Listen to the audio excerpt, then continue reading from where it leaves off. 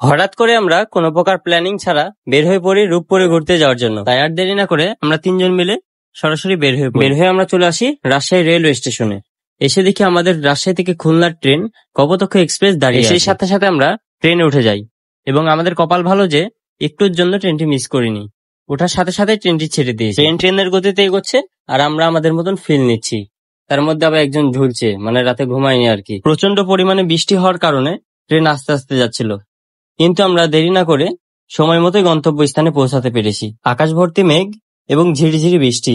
এই বৃষ্টির মধ্যে ভ্রমণ করতে সবারই ভালো লাগে। তো চলুন একটু সিনেমেটিক ভিডিও দেখে আসা যাক।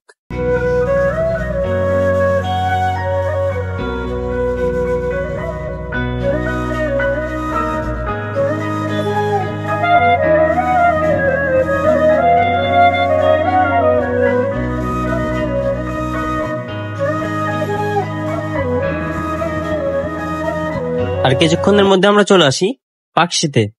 এক পাশে রয়েছে পাকশী হার্ডিং ব্রিজ আর এক পাশে রয়েছে রূপপুর পারমাণবিক বিদ্যুৎ কেন্দ্র। এবং আমরা ট্রেন থেকে নেমে যাই।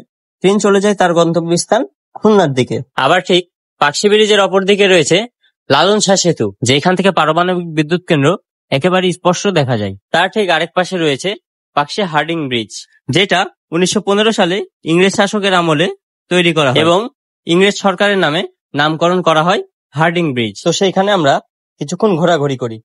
জায়গার সাথে আবহাওয়া একেবারে মিলে গেছিল এবং দেখতে লাগছিল অসাধারণ। আপনারাও চাইলে অল্প টাকাতে চলে আসতে পারবেন এবং নিজের মনকে রিফ্রেশমেন্ট করতে পারবেন। তারপরে সেখান থেকে একটা সিএনজি নিয়ে চলে আসি রূপপুর মোড়ে এবং সেইখান থেকে একটা রিক্সা নিয়ে চলে আসি সরাসরি ঈশ্বরদী রেলওয়ে স্টেশন। আর হ্যাঁ, আজকের ভিডিওটি এ পর্যন্তই।